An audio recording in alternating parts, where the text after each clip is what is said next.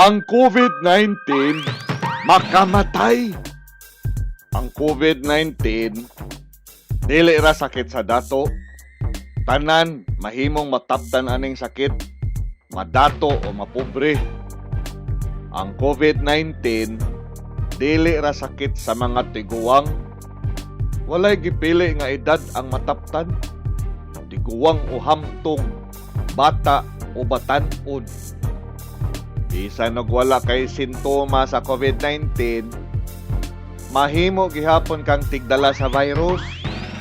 Kung mataptan gihapon nimo ang imong mga hinigugma sa maong paagi, walay dili kublan sa COVID-19. Bisan pag-anad, o pirmi kang expose sa kagaw, kung magkasakit ng COVID-19, walay kasiguruan nga maayo. Kung anaa ka ni mga sintoma, hilanat, kakapoy sa lawas, uga nga ubo, konsulta dayon og doktor.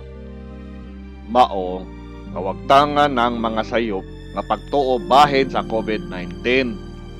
Ayaw og hikapa ang inyong mga mata, ilong og baba, gamit ang inyong mga kamot. Ayaw og gawa sa balay, nga wala kay suot ka proteksyon.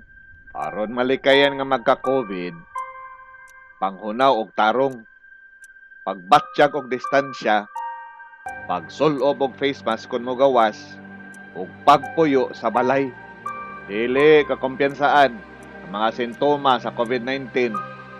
Ayaw tuguti nga mahikawan kas imong kinabuhi o sa imong mga hinigugma tungod sa COVID.